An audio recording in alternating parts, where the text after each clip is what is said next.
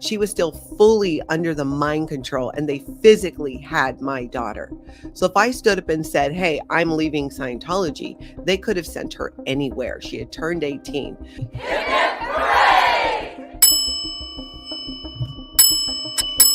While my daughter Shelby was in Florida, she went to Flag to train to be a Scientology staff member here in the Twin Cities after she graduated from high school. She actually did some of the training the summer prior. And of course, Scientology wanted her to drop out of school, not finish, and just continue her Scientology training. And I said, no, that's not going to happen. Her dad, my ex-husband, said the same thing. No, she needs to finish school. And she wanted to finish school. Shelby herself wanted to as well. So she came back home. She finished high school. She went to Florida to do her training. And while she was there, she turned 18. That means now any legal leverage I had with her being a minor, I would not have anymore. She was an adult. And while she was there in Florida, I had made the decision that I was going to leave Scientology no matter what, but I was going to take as many of my family members with me as I possibly could. Shelby was training in Scientology full time. So from the morning well into the evening, 10 o'clock at night or so, she was studying L. Ron Hubbard.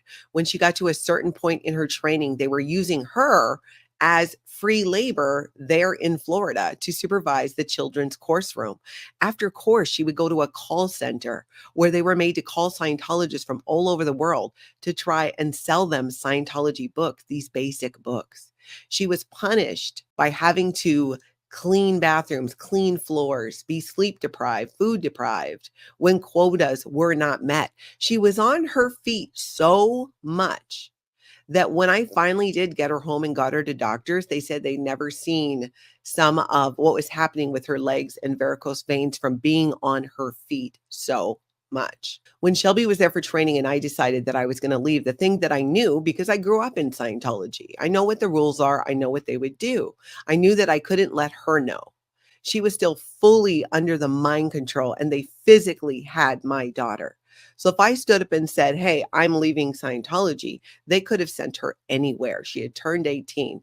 So I had about a 2-year period where I and my family needed to play along until we could get her out of there. And I knew that she had a trip coming up with her dad to go to Mexico for Christmas. And when Shelby went to Florida, as part of her arriving for that program, she got in writing it to be written in that she gets to go on this trip with her dad because it was pre-planned before she ever agreed to go do this training. So that was the opportunity for us to get her physically away from Flag, away from Clearwater, and out of Scientology. But we couldn't let her know that that's the direction we were going. And we couldn't let Scientology know.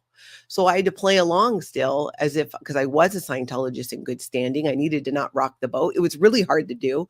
I was still getting in trouble left and right. So Shelby was made aware of that prior to her leaving Flag. So the days leading up to her trip to go to Mexico with her dad for Christmas, right before, she calls me and she's on the phone. Her voice is shaky. I can tell right away that someone is either on the phone or right next to her.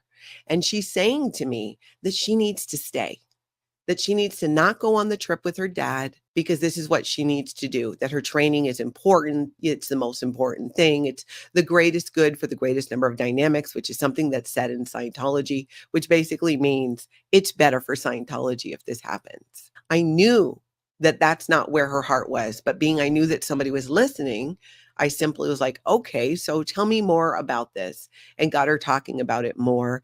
And then I let her know, I don't know. I just really think that, your dad's going to really have a problem with this because see, I was still the Scientologist in good standing. Her dad had left years ago, but quietly. He had a sister who was working at the highest levels of the Sea Organization. His mother was still working as a Sea Org member at the Flag Land Base there. His brother still in Scientology. So when he left many years ago after we split, he just stayed quiet about it and pretty much quiet quit Scientology. At this point, Scientology was aware that he had left. He just wasn't being vocal. And they told Shelby that, well, for you to leave and go on this trip, you have to handle your dad and get him back on course.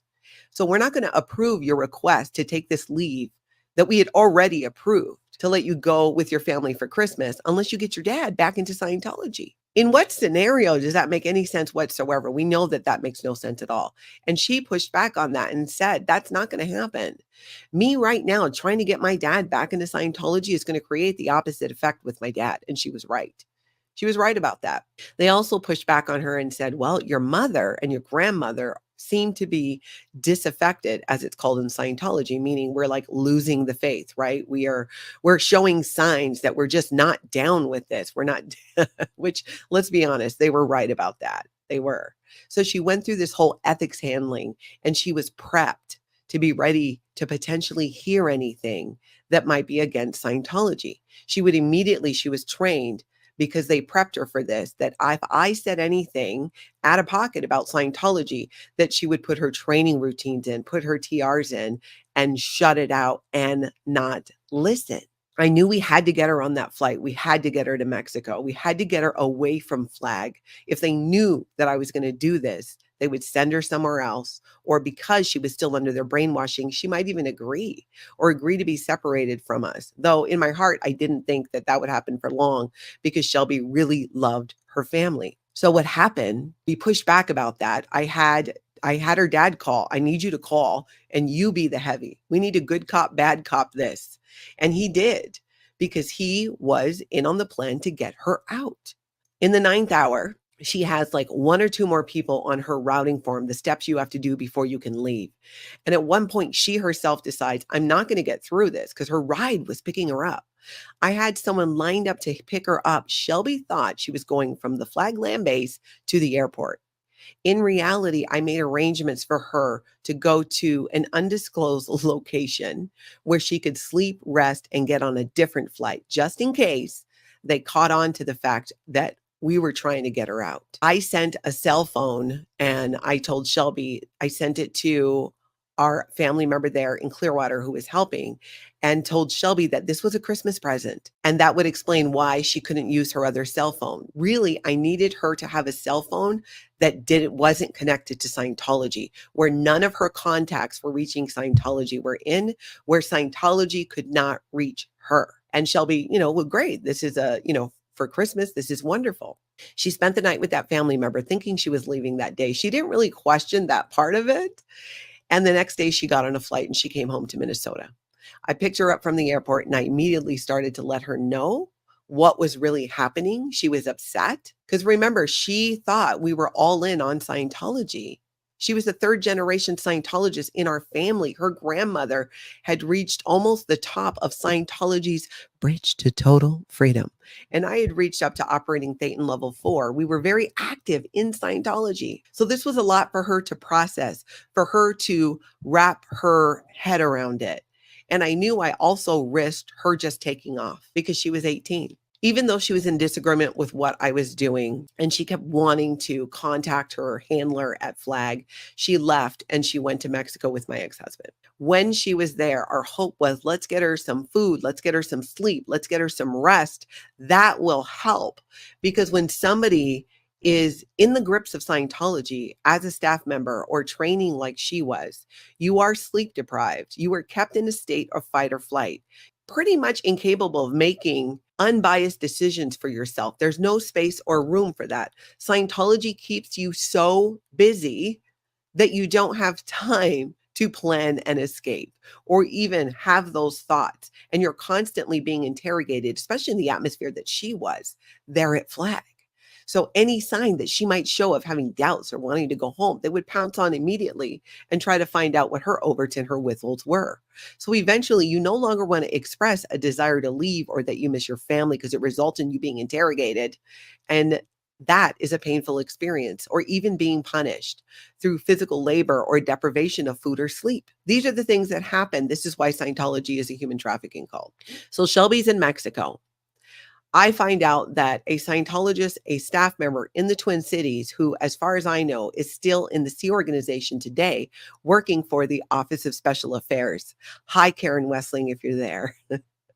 If you want to get out, though, hit me up because I'll still help you. Karen tried to reach my daughter, even though she could not be reached by phone through social media. And I did intercept one of those messages where Karen was basically trying to convince Shelby to move in with her and leave her family, to move in with her. You can still do Scientology, Shelby. You can still be on staff.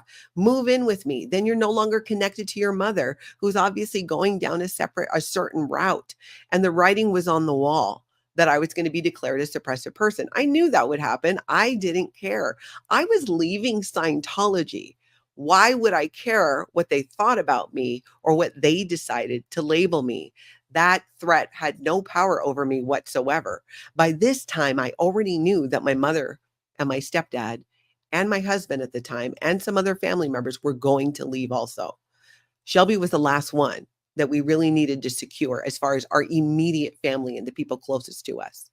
So while Shelby's in Mexico, this Scientology staff member is trying to convince her to move in with her. And at that point, I'm like, okay, I personally believe that one of the best ways to battle Scientology is to use their own rules, policies, and procedures on them. Use it on them. You want a fair game, people? I'm here on the internet exposing Scientology on a daily basis. You see what I'm saying? I knew what the rules were. And if I legally threaten legal action against Scientology, David Miscavige, the Religious Technology Center, it would disqualify Shelby from ever being able to be at the Flagland base again. She would be disqualified to be on the base because she would be such a potential trouble source that they wouldn't be able to touch her with a 6-foot pole, at least not at Flag. And that was my first target, if you will, because she wanted to go back to Flag at that time. She thought she just needed to go back. The mind control kicked in. And she was sitting there and she'd say, I need to contact so-and-so. I need to contact the ethics officer. I need them to tell me what to do. And when I heard her speaking like this, I realized that I was dealing with the brainwashing from Scientology. She wanted to go back. So I said, okay. She comes back from Mexico. She's well fed. She's well rested. She's feeling better, but she still believes that she wants to return to Scientology. So I say, okay, if you want to go back to Florida, if you want to go back to Flag, obviously this is not something I can stop you from, but I'm not going to support you in that. I'm not going to buy you a ticket to go back, and I'm not going to financially support you while you're there. That financial support helped her because snacks, all of those things, she wasn't getting any money from our organization. And so she depended on the money I would send her so she'd get food and other things that she needed while she was there. She didn't have a job or money coming in, so how would she have a ticket to go back? I never got her a round ticket. In fact, I sent her a false itinerary, so she thought she was coming back. Because if I sent her a one-way ticket, I knew she wouldn't leave. So I went about doing what I needed to do to let the Religious Technology Center, David Miscavige, and Scientology know that your interference in my family and trying to convince my daughter to disconnect, I am going to scream that from the rooftops across the media in multiple ways. And I will bring legal action against you if you don't back off. So if you want to play like this, then let's play like this. Let's be public about it. I was trying to leave Scientology quietly. I just wanted to leave. It wasn't my plan to leave Scientology and then talk about it or go to the media about it or any of those things. At that point, all that mattered to me was getting my family and myself out of this human trafficking cult we had been in for 35 years. It was time for it to come to an end. That is all that mattered to me. So when I did this, Shelby became labeled as a potential trouble source. You cannot be in Florida and do services at Flag and have a situation like this where your mother is threatening legal action and attacking Scientology. So I knew this because that's their policy. That's what I mean by a lot of times the best way to battle Scientology is to use their own regulations and policies on them. And I knew that if I did this, their own regulations and policies would prevent her from ever stepping foot on that base again. So I did that. And then when she finally did recognize, actually the way she found out is she was trying to reach her handler in Florida and they wouldn't get back to her. They wouldn't call her back. And she even came to me. She's like, they're not getting back to me. I don't know what's happening. And I'm like, oh, I don't know. That's weird. Meanwhile, I totally knew what was happening. I had disqualified her for the program. In the meantime, She got a job with a family member. I knew that if she could engage enough with the world outside of Scientology, that she would open her eyes to it. And that is what happened. She got a job with a family member. It was a safe environment for her. It was a place that Scientology couldn't get to her. We made sure there were people around her at work who would know or see if Scientology was trying to reach her, if anybody showed up, if anybody reached out, all of those things.